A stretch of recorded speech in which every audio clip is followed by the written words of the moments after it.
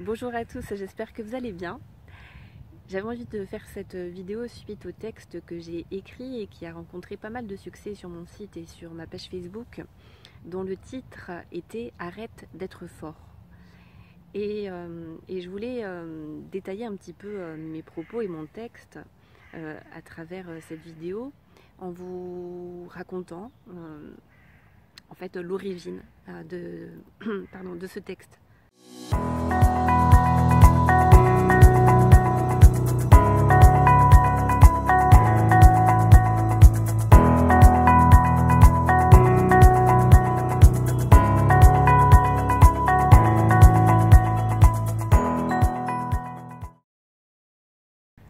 En fait, j'ai eu une conversation cette semaine avec une personne donc c'est un homme qui travaille, lui, dans le milieu du développement personnel. Il est lui-même coach, il accompagne des groupes et c'est quelqu'un, de mon point de vue, qui a quand même beaucoup cheminé dans sa vie et à qui, entre guillemets, je n'ai pas grand-chose à apprendre.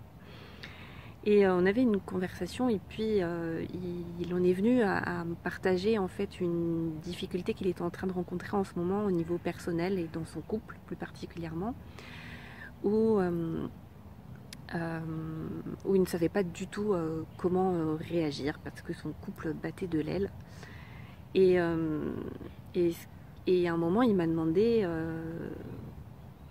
il me partageait plutôt qu'il n'arrivait pas à être dans la joie par rapport à ça et qu'il me disait voilà, je sais que je dois cultiver et maintenir la joie en moi, mais j'y arrive pas. Et puis en plus voilà, ma femme me dit ouais, tu devrais incarner, en gros elle lui a pas dit ça comme ça, mais incarner un petit peu ton enseignement et rester dans la joie dans cette épreuve. Et il me disait voilà, qu'est-ce que tu en penses?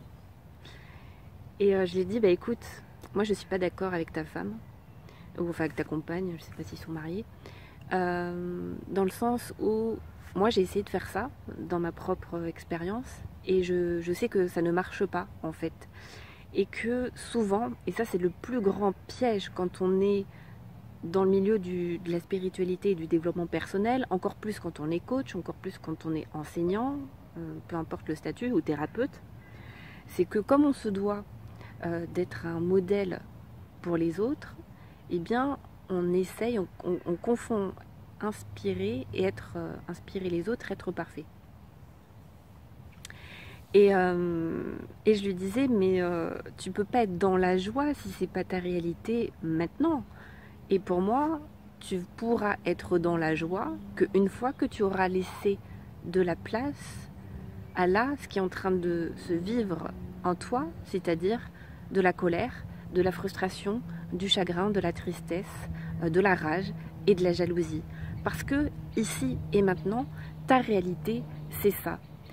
Ici et maintenant, ça ne sert à rien d'essayer de se forcer d'être dans la joie si ce n'est pas ce que tu ressens, si ce n'est pas ta réalité du moment.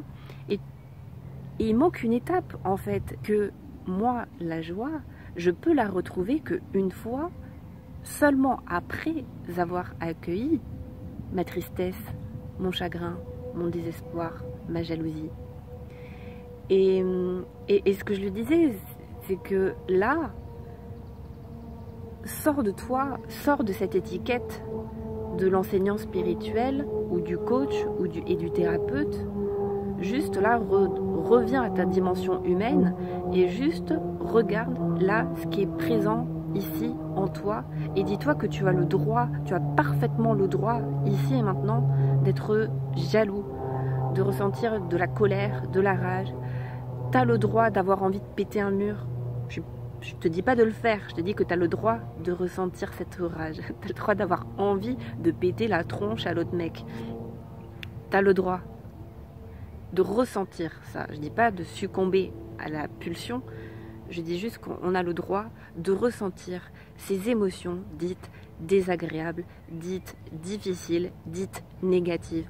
Elles ont le droit d'exister et elles ont tout un message à nous faire passer. Et je lui disais, voilà, écoute, la preuve, tu vois, on te dit oui, reste dans la joie, reste dans la joie.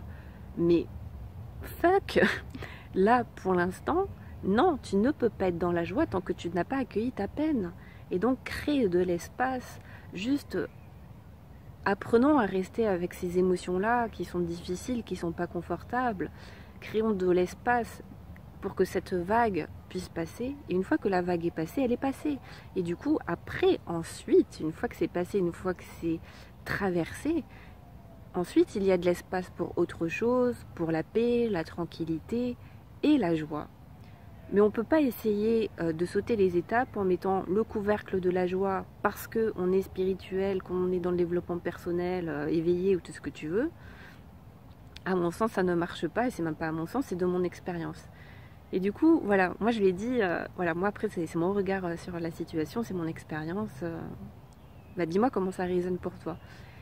Et il me disait, bah franchement, ça me fait vachement du bien ce que tu me dis parce que ça m'autorise, malgré le statut que je peux avoir, ça m'autorise à ne pas être que le gentil, à ne pas, oui, à ne pas ressentir que des émotions positives et agréables.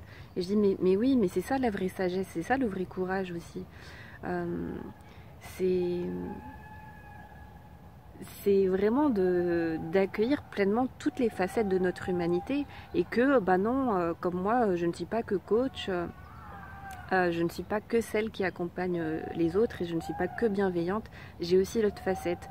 Et donc, souvent quand on est dans ces postures-là, comme lui, comme moi, on se met une pression monstre à être un modèle d'inspiration pour les autres et de perfection, sauf qu'on se plante complètement. Et en fait, on ne sera inspirant qu'en étant pleinement humain, pas en étant parfait en fait. C'est ça pour moi toute la différence. Et c'est ça les vrais gens inspirants pour moi, c'est ceux qui vivent pleinement toutes les facettes et qui accueillent et qui reconnaissent toutes les facettes de leur humanité plutôt que de vouloir montrer qu'une facette et qu'un côté.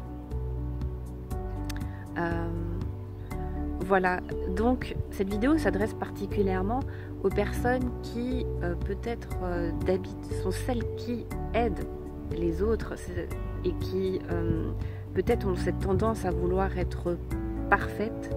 Et ben moi je dis, soyons complets plutôt que parfaits et autorisons-nous à vivre, exprimer et reconnaître toutes les facettes de notre humanité, à la fois notre part de lumière et notre part d'obscurité.